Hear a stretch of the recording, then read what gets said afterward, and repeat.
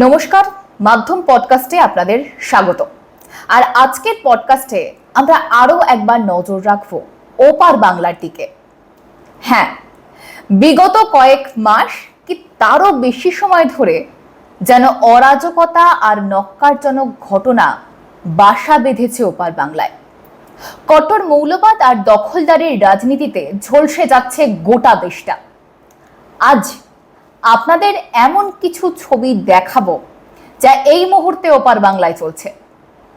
তারপর না হয় আপনারাই বলবেন, এটাই কি বাংলাদেশের সুদিন, বাংলাদেশের দ্বিতীয় স্বাধীনতা?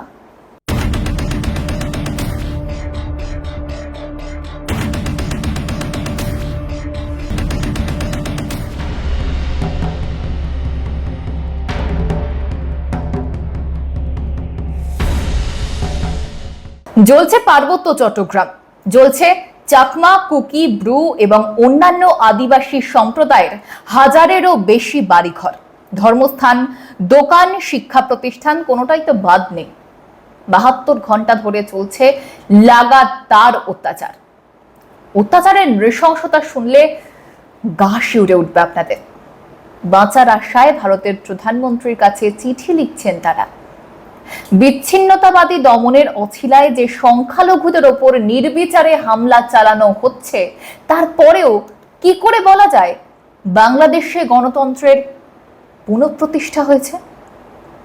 বাংলাদেশে শান্তির বাতাবরণ ফিরিয়ে আনতে ইউনূস সাহেবকে তো গদিতে বসানো হয়েছিল। তা তিনি কি জানেন না তার দেশে সংখ্যালঘুরা আক্রান্ত? ধারাবাহিক নির্যাতনের শিকার তাঁরই দেশের সংখ্যালঘুরা। শেখ হাসিনা ঠিক যেদিন ঢাকা থেকে ভারতের উদ্দেশ্যে উড়ে এসেছিলেন, সেদিন থেকে বেছে বেছে সে দেশের হিন্দুদের ওপর নারকীয় অত্যাচার চলেছে। মন্দির ভাঙা থেকে শুরু করে হিন্দু নিধন কিছুই তো বাদ যায়নি, বাদ যাচ্ছে পর্যন্ত না। এখন পাহাড়ি চট্টগ্রামের পরিবেশও বেশ থমথমে। এক্ষেত্রে বলতেই হয় যে চাকমা সম্প্রদায়ের মানুষ অনেক বেশি সংগঠিত। ফলে শেখ হাসিনার পদত্যাগের দোহাই দিয়ে দ্বিতীয় স্বাধীনতা প্রতিষ্ঠার স্লোগান তুলে বাংলাদেশে যে সমস্ত ধান্দাবাজ জনতা ক্রমাগত হিন্দু নিধন চালিয়ে গিয়েছিল, তাদের পার্বত্য অঞ্চলে গিয়ে বেশ খানিকটা বেগ পেতে হচ্ছে। প্রতিরোধের মুখে পড়তেই সেনাবাহিনীর আড়ালে থেকে তারা নিজেদের কার্যসিদ্ধির ফন্দি আঁটছে। এই বিষয়ে ইউনূস সাহেবের নীরবতা কিন্তু আতঙ্কের বারদ চড়াচ্ছে। তাহলে কি এই সিদ্ধান্তে আসা যায় যে কিছুটা উদ্দেশ্য প্রণোদিতভাবেই বাংলাদেশে সংখ্যালঘুদের জীবন দুর্বিষহ করে তোলা হচ্ছে, যাতে তারা সেই দেশ ছেড়ে পালিয়ে যায়? সম্প্রতি পার্বত্য চট্টগ্রাম অঞ্চলের আদিবাসী সম্প্রদায় এক মিছিল বের করেছিল। তাদের ওপর ঘটে চলা অকথ্য অত্যাচারের প্রতিবাদে তারা এই মিছিল বের করেছিল, যে মিছিল অবশ্যই নিরস্ত্র ছিল। কিন্তু সেই মিছিলেও হায়নার মতো ঝাঁপিয়ে পড়ে কট্টর মৌলবাদীরা। চাকমা সম্প্রদায়ের মানুষের ঐক্য দেখে যেই পিছিয়ে আসার সময় এলো, অমনি সেনাবাহিনীকে ঢাল হিসেবে ব্যবহার করা হলো। এই গোটা ঘটনায় মৃত্যু হয়েছে অনেকেরই, আর আক্রান্তের সংখ্যা সেটা হিসেবের বাইরে। কট্টর মৌলবাদীদের থেকে নিজেদের ঘর বাড়ি বাঁচাতে রীতিমতো রাত পাহারা দিতে বেরিয়েছিল চাকমা সম্প্রদায়ের মানুষজন। রাতের অন্ধকারে সেই পাহারাদারদেরকেই বেছে বেছে অত্যাচার চালাচ্ছে সেনাবাহিনীরা।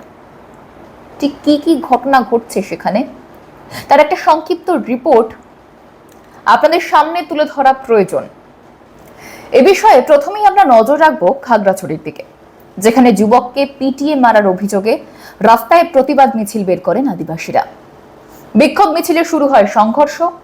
অবশেষে পরিস্থিতি সামাল দিতে গুলি চালায় সেনাবাহিনী। ঠিক যেই কথাটা আপনাদের একটু আগেই বলছিলাম। খাগড়াছড়ির এই প্রতিবাদের আঁচ গিয়ে পড়ে রাঙামাটিতে। সেখানেও চলে অত্যাচার। দোকান থেকে বাড়ি ঘর পুড়িয়ে ফেলা হয়। ওদিকে পার্বত্য চট্টগ্রামের আর এক অঞ্চল মানে দীঘিনালার দিকে যদি তাকানো যায়, সেখানে তাকলে দেখা যাবে দীঘিনালার লারমা স্কোয়ারে ব্যাপক সংঘর্ষ হয়। মিছিল লক্ষ্য করে চলে এলোপাথারি গুলি, জখম হন বিক্ষোভকারীদের অনেকেই। পদ্মাপাড়ে অসহায় হিন্দুরা, আক্রান্ত সংখ্যালঘুরা। রবীন্দ্রনাথের সোনার বাংলায় এখন শুধুই দখলদারির রাজনীতি আর হিংসার হানাহানি, যেখানে গণহত্যাকে রীতিমতো নিয়মে পরিণত করা হয়েছে। যখন শেখ হাসিনার বিরুদ্ধে গোটা বাংলাদেশ জুড়ে আন্দোলন চালানো হয়েছিল, তখন তো এই বাংলাদেশ সেনাই বলেছিল যে বাংলাদেশের কোনো নাগরিকের ওপর গুলি চালানো যাবে না, গুলি চালাতে পারবে না সেনাবাহিনী। তাহলে এখন পার্বত্য চট্টগ্রামে যে হানাহানি চলছে, সেখানে কেন নির্বিচারে গুলি চালানো হচ্ছে? কেন নির্বিচারে প্রাণ নিচ্ছেন সেনা? কেন সেনার গুলিতে প্রাণ হারাচ্ছেন পাহাড়ের আদিবাসীরা? এখন যাদের ওপর গুলি চালানো হচ্ছে তারা কি কেউ বাংলাদেশী নন? এই হিন্দু, খ্রিস্টান, চাকমা, ব্রু এরা কেউ বাংলাদেশী নন? তাহলে তাদের ওপর গুলি চালানো কেন হচ্ছে? কি বলবেন সেনাপ্রধান?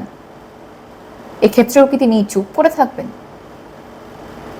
আজ অসহায়ভাবে ভারতের প্রধানমন্ত্রীকে চিঠি দিয়েছেন ভারতীয় চাকমাদের সংগঠন।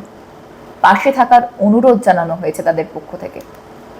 কিন্তু শেখ হাসিনার পদত্যাগের পর শান্তির বার্তা দিয়েই তো গদিতে বসেছিলেন মোহাম্মদ ইউনূস। আপনাদের নিশ্চয়ই সে কথা মনে আছে। তাহলে কি মোহাম্মদ ইউনূসের সেই শান্তির বার্তা শুধুই কুমিরের কান্না? পেরে না উঠেই সেনাকে দিয়ে হামলা? কারণ এভাবেই যদি এগোতে থাকে তাহলে বাংলাদেশের সুদিন আদৌ কোনোদিন আসবে কিনা, এখন সেটাই তো লাখ টাকার প্রশ্ন।